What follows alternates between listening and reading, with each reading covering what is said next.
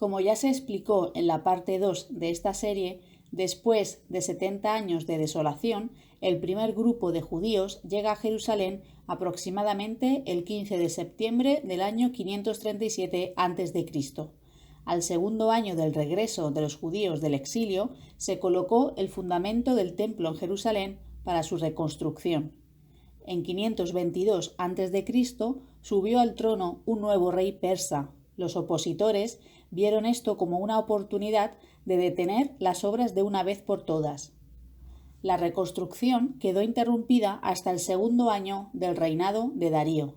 Durante ese año, los profetas Ageo y Zacarías animaron a los judíos a reanudar la construcción. Zacarías durante 2 años y Ageo unos 4 meses. Darío decreta que se reanude la obra y en el sexto año de Darío, 515 a.C., se termina la reconstrucción del templo. Por lo tanto, la reconstrucción del templo tomó 20 años, no llegó a los 21. Como dato curioso, aunque este templo fue mucho menos glorioso que el de Salomón, se tardó mucho más en hacerlo. El templo de Salomón se construyó en 7 años y medio, y es que Salomón tuvo al menos 153.600 trabajadores. En el año 12º del rey Asuero, Jerjes I, ya estaba preparado para su envío a todas las provincias persas el decreto real que ordenaba el genocidio de los judíos. Es cuando la reina Ester interviene y los judíos se libran del exterminio. Por autorización del rey Artajerjes Longimano, en el año 468, Esdras y un segundo grupo de judíos regresa a Jerusalén. La próxima fecha de importancia fundamental es la que corresponde a la comisión que recibió Nehemías en el 20º año de Artajerjes Longimano. En este año se pondría en vigor su decreto para la reedificación de la ciudad de Jerusalén, marcando de este modo el comienzo de las 70 semanas de la profecía de Daniel, que explico en el vídeo Profecías cumplidas en Jesús. Los historiadores modernos, al no tomar en cuenta a los 2 reyes considerados previamente, Artajerjes Bardilla o Gaumata, asesinado en 522 después de solo 7 meses de reinado, y Jerjes I, esposo de Ester, llamado Asuero en la Biblia, designan a Longimano como Jerjes I. La mayor parte de las obras seglares establecen la fecha del comienzo del reinado de Artajerjes Longimano en 465 o 464 a.C., pero hay razón sólida para fijarla antes. La clave de la cuestión está relacionada con la huida del general ateniense Temístocles a la capital persa, debido a haber sido acusado de traición en su propia tierra. El historiador ateniense Tucídides registra que Temístocles huyó a Persia cuando Artajerjes acababa de llegar al trono. Charon de Lampsacus decía que Jerjes estaba muerto y que Temístocles tuvo una entrevista con su hijo Artajerjes. Luego hay 4 historiadores que escriben que Temístocles vino a ver a Jerjes, pero estos nacieron mucho después. Nepote, un historiador romano del primer siglo a.C., da crédito a Tucídides porque vivió más próximo al tiempo de Temístocles y era de la misma ciudad. Los 2 que hablan de Artajerjes, en lugar de su padre Jerjes, vivieron durante el reinado de Artajerjes. La crónica de Eusebio establece la llegada de Temístocles a Asia en el 4º año de la Olimpiada 76, uno de los periodos de 4 años que comenzaron en 776 a.C., es decir, en el año 473 o 472 a.C. Diodoro Sículo también apoya esta cronología. En vista de que Temístocles se presentó cuando Artajerjes recientemente había llegado al trono, el primer año del reinado de Artajerjes debió comenzar en 474 a.C. Si este es el inicio del reinado de Artajerjes, llegamos a la conclusión de que el 20º año de Artajerjes es el año 455 a.C. El año en el que Nehemías regresó por un tiempo a la corte de este rey es el 32 de Artajerjes, que corresponde a 443 a.C. El que Israel descuidase la adoración verdadera y no se adhiriese a las leyes de Dios cuadra con lo que describe Malaquías. Por lo tanto, al igual que el libro de Nehemías, es muy probable que Malaquías se escribiera después del año 443 a.C. Y ahora pasamos a Jesucristo. Tenemos la fecha absoluta del año 14 después de Cristo, cuando Augusto César murió y fue sucedido en este tiempo por Tiberio César, que llegó a ser el próximo emperador de Roma. Esta es una fecha establecida en la historia romana.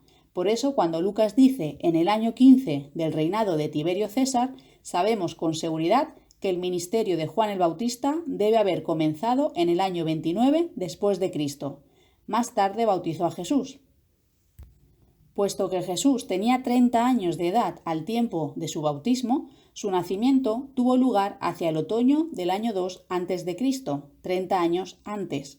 Algunos cronistas sitúan la fecha del nacimiento de Jesús en 4 a.C. o hasta tan temprano como en 6 a.C., basando sus conclusiones en el testimonio de Josefo de que poco antes de la muerte de Herodes hubo un eclipse de luna. Pero en el año 1 a.C. hubo también eclipses lunares, el 8 de enero y el 29 de diciembre. Más significativa es la declaración de Josefo de que Herodes murió 37 años después de que los romanos lo habían hecho rey. Realmente Herodes no capturó Jerusalén ni comenzó su reinado como rey, sino hasta el verano del 38 a.C., de modo que si Josefo fecha el reinado de Herodes desde la captura de la ciudad, y cuando realmente comenzó a regir como rey y no desde cuando el Senado romano dio su consentimiento 3 años antes, entonces esto nos trae al 1 a.C. como el año de la muerte de Herodes. Otra fecha absoluta es la del 14 de Nisán de 33 después de Cristo, la fecha de la muerte de Jesús. Según la ley de Moisés, el 15 de Nisán era siempre un sábado especial, prescindiendo del día en que cayera. Si coincidía con un sábado común, entonces el día se conocía como un sábado grande. Y Juan muestra que un sábado de esa índole siguió al día de la muerte de Jesús, que por lo tanto fue un viernes. Y no fue en 31 ni en 32, sino solo en 33 después de Cristo, cuando el 14 de Nisán cayó en viernes. Es especialmente notable que Juan mencione claramente las 4 Pascuas del ministerio terrestre de Jesús, lo cual confirma un ministerio de 3 años y medio. De acuerdo con Josefo, Herodes Agripa I reinó por 3 años después de la ascensión del emperador Claudio de Roma en 41 después de Cristo. La prueba histórica indica que este Herodes murió en 44 después de Cristo. La profecía sobre una gran hambre pronunciada por Ágabo, así como la persecución posterior instigada por Herodes Agripa I, la cual trajo como resultado la muerte de Santiago y el encarcelamiento de Pedro, debieron ocurrir en 44 después de Cristo. Hay evidencia de que la predicha gran hambre se produjo en el año 46 después de Cristo. Josefo lo confirma al hablar de un gran hambre que tuvo lugar durante el reinado del emperador romano Claudio. Sabemos que el proconsulado de Galión se extendió desde el verano del año 51 al verano del 52 después de Cristo. Por consiguiente, los 18 meses que Pablo permaneció en Corinto probablemente empezaron en el otoño del 50 y terminaron en la primavera del 52. Este fue el segundo viaje misionero de Pablo. Esto lo confirma, además, el hecho de que 2 de los compañeros de Pablo en Corinto, Aquila y Priscila, habían llegado recientemente de Italia debido al edicto del emperador Claudio, que ordenaba que todos los judíos se fueran de Roma. Paulo Orosio, historiador del V siglo, afirma que este edicto fue dado en el 9º año de Claudio, a principios del 50 después de Cristo. Pablo pasó en prisión en Cesarea los últimos 2 años de la gobernación de Félix, siendo enviado posteriormente a Roma por el sucesor de Félix, Porcio Festo.